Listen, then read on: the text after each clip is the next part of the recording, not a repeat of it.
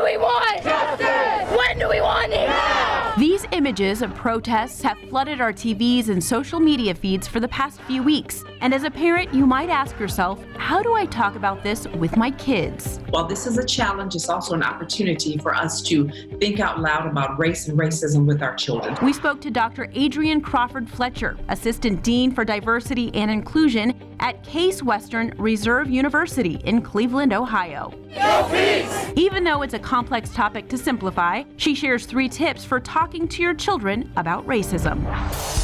First, start the conversation early. So all parents, no matter what race or ethnicity, must become aware of their values and their isms, racism, ableism, genderism, because we are unwittingly passing that information on to children. According to studies, children start to notice racial differences as early as 6 months old. We want to start to notice those differences with them and point out that their goodness or the ability to succeed is not based on color differences. So we want to talk to our children about race early and often. She recommends to use the 3 C's as a way to start the conversation about racism. Speak calmly, speak confidently, and make it conversational.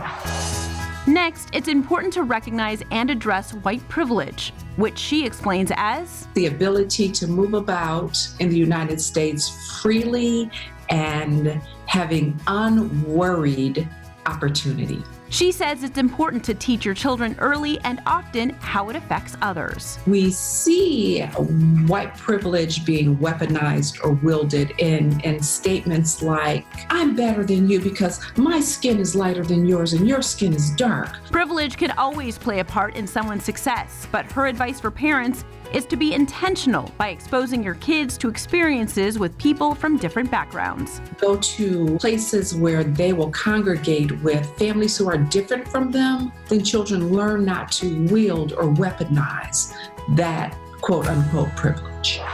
Her last tip, continue to educate yourself and your children. It is never too late to teach your children about racism. Use online resources like the Talking About Race portal from the National Museum of African American History and Culture. And most importantly, teach them about advocacy efforts. There are numerous advocacy efforts on change.org. She recommends to sit down and browse through with your children. And if they see you working toward becoming an ally, they are going to want to be an ally too. Tips to talk to your kids about racism is at the top of the list.